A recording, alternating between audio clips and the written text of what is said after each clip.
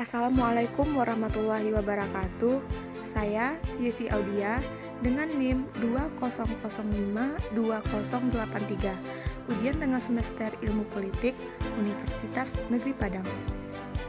Baiklah, di sini saya akan menjelaskan tentang yang pertama, konsep politik, yang kedua, teori politik, dan pembahasan kita yang terakhir yaitu isu politik. Apakah kalian tahu apa itu politik?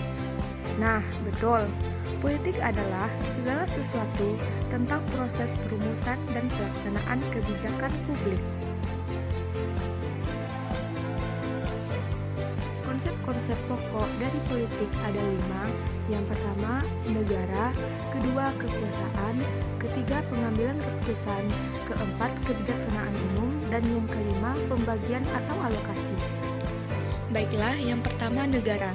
Pendekatan yang menggunakan negara sebagai inti dari politik biasanya memusatkan perhatian pada lembaga-lembaga ketatanegaraan saja. Pendekatan ini disebut dengan pendekatan institusional. Yang kedua, kekuasaan. De Lier-Noor dalam pengantar kepemikiran politik menyebutkan bahwa ilmu politik memusatkan perhatian pada masalah kekuasaan dalam kehidupan bersama atau masyarakat. Kehidupan seperti ini tidak terbatas pada bidang hukum saja. Yang ketiga, pengambilan keputusan. Pengambilan keputusan sebagai salah satu konsep pokok berita-berita yang diambil secara kolektif dan mengikat seluruh masyarakat. Selanjutnya, kebijaksanaan umum.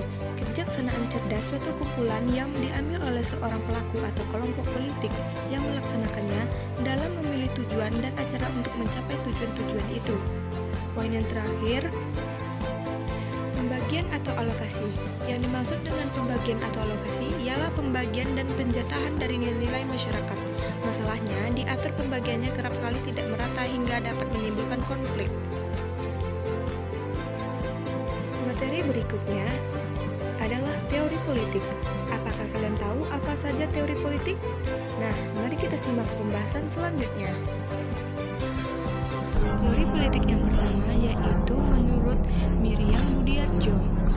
Teori politik adalah pembahasan dan renungan atas a. Tujuan dari kegiatan politik, b.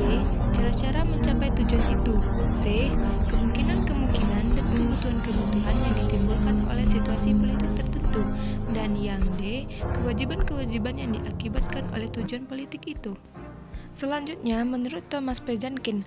Menurut Thomas P. Jenkins, dalam The Study of Political Theory, dibedakan dua macam teori politik, meskipun perbedaan antara kedua kelompok teori tidak mutlak.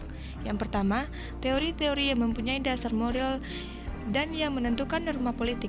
Karenanya, adanya unsur norma-norma dan nilai, maka teori ini boleh dinamakan volusional, mengandung nilai, yang termasuk golongan antara lain filsafat politik, teori politik sistematis, dan lain-lain. Pembahasan kita yang terakhir adalah isu politik. Mari sama-sama kita simak salah satu isu politik berikut. Dalam isu politik Omnibus Law, mahasiswa mengajukan berbagai tuntutan, antara lainnya yaitu menolak pengesahan RUU Cipta Kerja dan RUU bermasalah lainnya, dan mendesak pemerintah membuka ruang partisipasi publik dalam menyusun kebijakan. Pasalnya, dalam RUU Cipta Kerja tersebut banyak pasal-pasal yang merugikan para pekerja dan lebih menguntungkan para pengusaha, sehingga banyak yang menganggap pengesahan Undang-Undang Cipta Kerja yang dilakukan DPR tersebut tidak memperdulikan nasib para pekerja.